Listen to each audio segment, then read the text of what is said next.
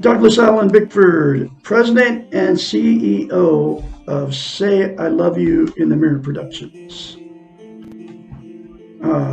Today's date is the 8th of June, 2022. I am broadcasting live out of my 105-year-old house here in Klamath Falls, Oregon, which is my hometown. Klamath Falls, Oregon is the gateway to Crater Lake National Park, which is one of the 7 wonders of the world. You ought to come check it out. It's very beautiful, about 40 miles north of Klamath Falls. But anyway, be positive. That is my message to you. That's just one of my messages to you. The more positive you are, folks, the more positive you will get. And I got to throw this in there. Drugs and alcohol are not a positive thing, okay? They will make you depressed. I mean, alcohol is a depressant and pot is a hallucinogen, okay? Taking you out of the reality of your life. They're very bad for you, okay?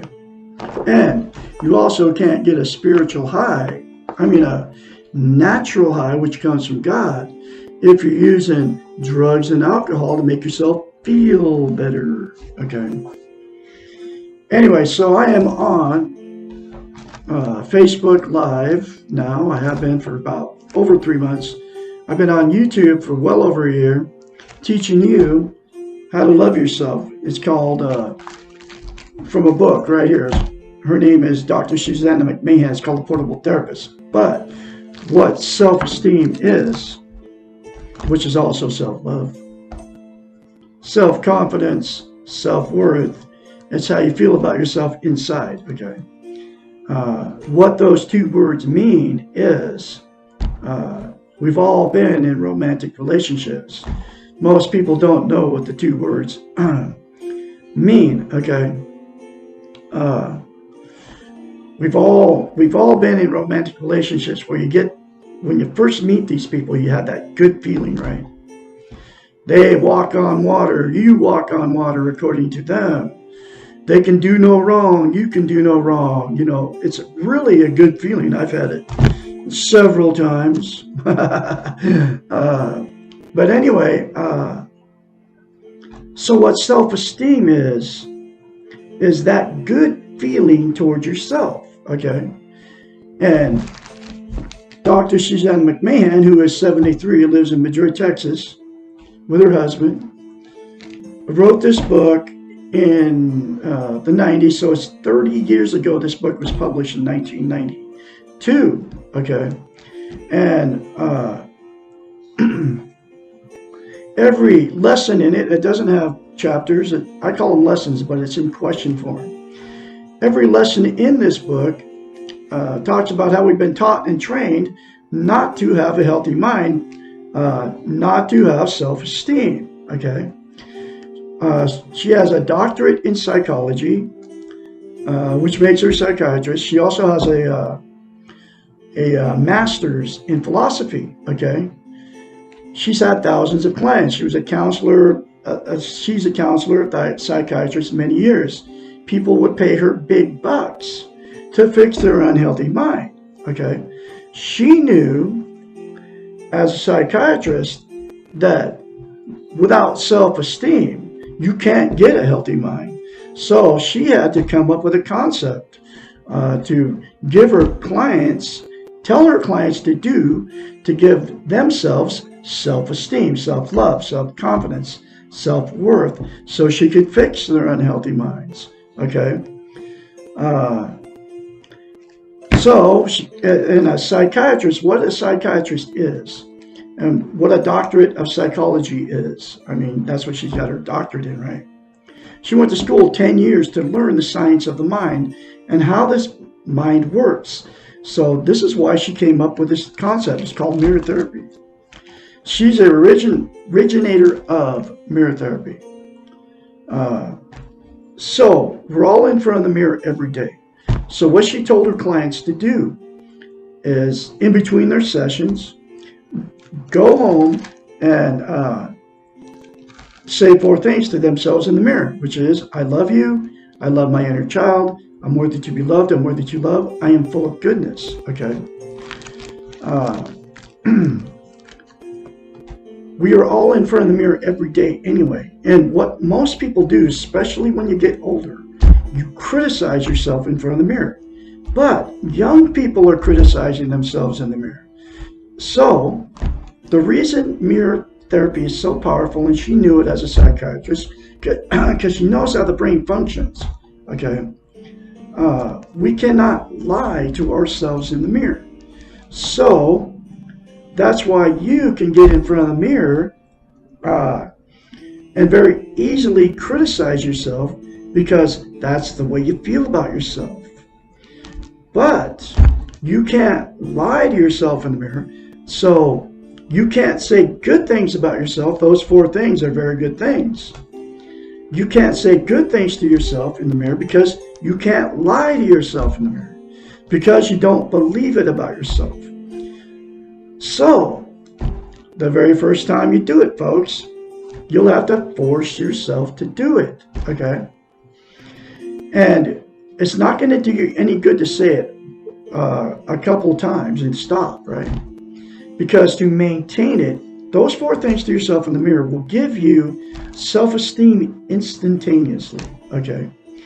But to maintain that self-esteem, you have to practice it. It's like lifting weights. If you start lifting weights, then you stop, you have to start all over again from scratch. It's the exact same way for the brain, okay? So you'll basically have to say that for the rest of your life in front of the mirror. It'll take you less than 10 seconds. I love Douglas Allen Bickford. I love my inner child. I'm worthy to be loved and worthy to love. I am full of goodness, okay? Like 7 seconds, folks. Instead of criticizing yourself, try it. You'll like it. And here's why it's so important to attain and maintain self-esteem. Okay? Okay, you can't love without it. You can't be loved without it. And you also cannot be content. Okay? So, what happens is, what content means is you feel good about how, where, and what you are. It's also known as internal peace. There are 10 things that people are using to try to be content.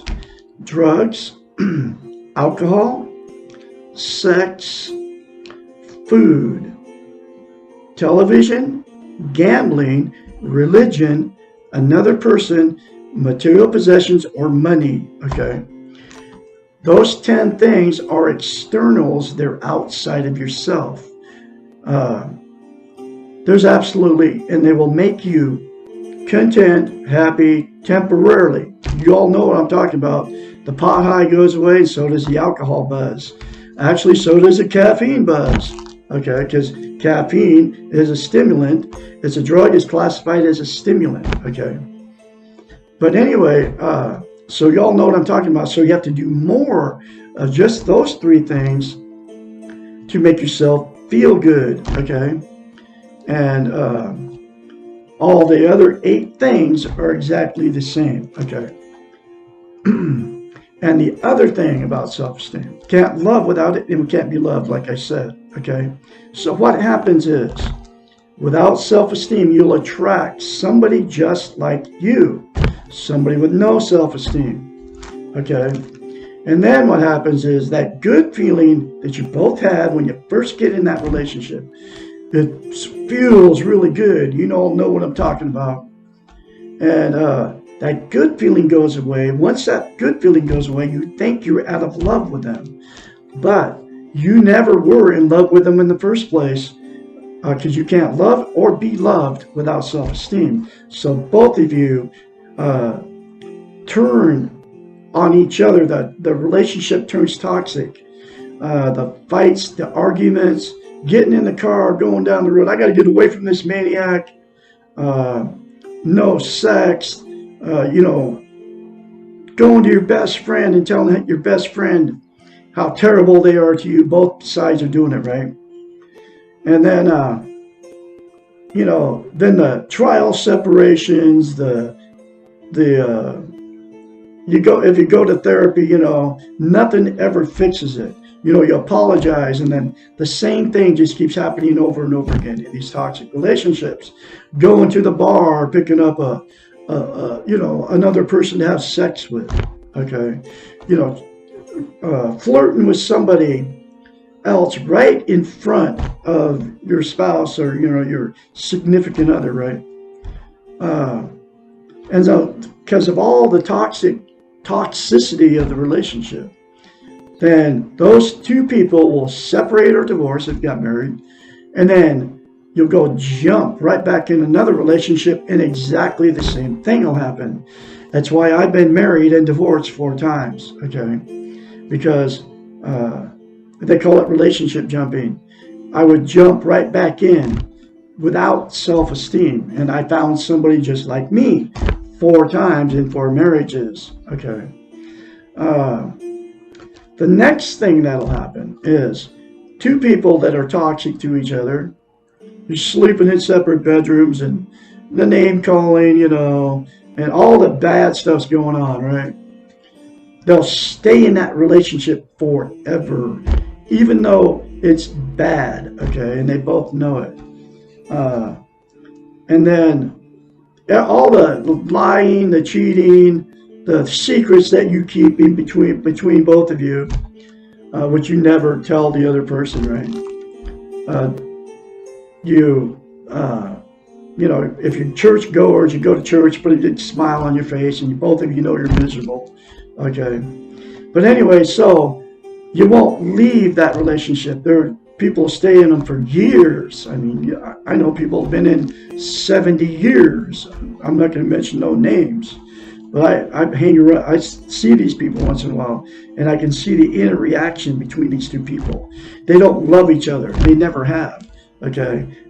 And the reason that you won't leave a toxic relationship is you don't want to be a failure. You have nowhere to go. You can't be alone.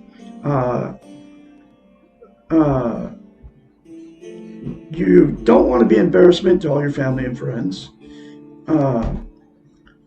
And you have nowhere to go. It's like, so you just stay in that relationship for years. And then because of that toxic relationship, 2 people stay together, they can't love each other or be loved, right? Then it becomes a dysfunctional family. And then all dysfunctional families produce dysfunctional families. Okay, and a lot of that's going on. I mean, I'm in a dysfunctional family. I got 5 brothers, 2 sisters that I never see. Okay, I don't even know these people. I haven't talked to them years because of it. But in these dysfunctional families, what happens is all the bad gets swept under the rug, and that nobody ever talks about the central issue of how you are feeling. I got people I know that are kids of dysfunctional families, okay? the woman I left, a fourth marriage, right? Her dysfunctional family destroyed our relationship, okay? Because she was codependent and all that. That's all the stuff that goes on in dysfunctional families. But, so, the next thing that will happen in toxic relationships, two people that get involved with no self-esteem, right, is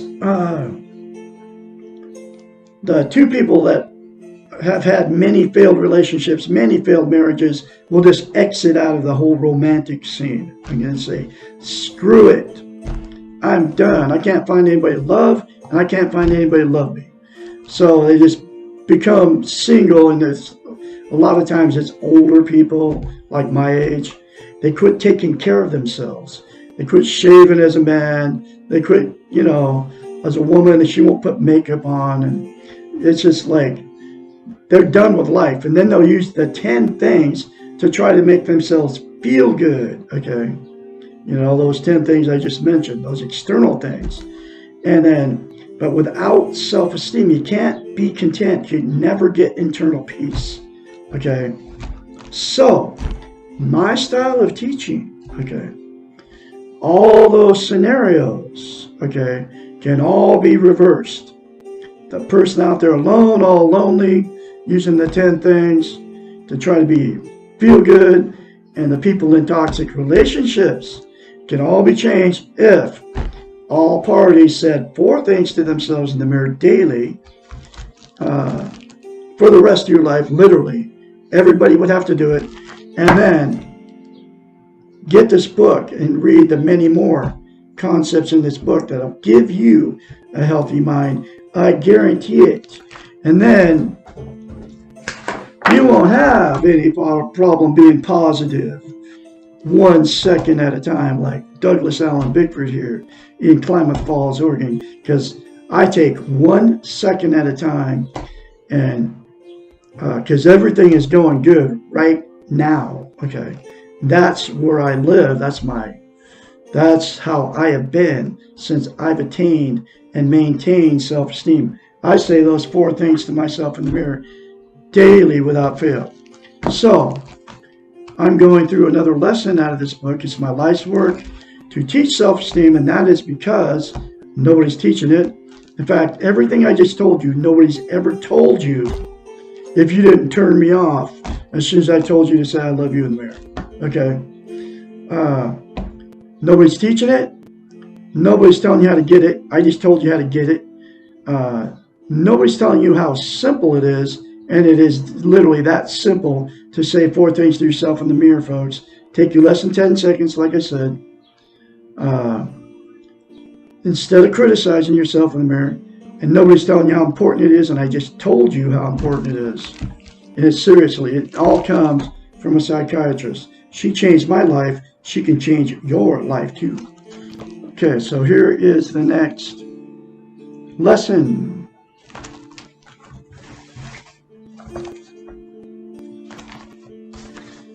How can I learn to get self-esteem? To have. Lesson 25. The easiest way to learn anything new is to find a good teacher. That's me. I am teaching you. I just told you how to get it. Teachers of self-esteem are not always easy to find, but guess what? I'm easy to find. I'm right here on Facebook. I got a friend out there named Glenn Cullens. Glenn, you can actually just friended me. I just friended you today. You can actually get self-esteem. It'll fix your whole life, okay? So I have to mention you, Glenn, okay? Hopefully you watch this video. Because me and you have been friends forever, okay? Teachers of self-esteem are not always easy to find, like I just said. Certainly not all therapists or ministers or counselors are able to teach you how to love yourself. And you're talking about religion, right? A minister, they're telling you you were born bad. They're telling you you were a bad person and need Jesus to save you from hell, okay? So right out the gate, they can't teach you self-esteem, because self-esteem, what it means is you feel good about yourself, not bad. Okay.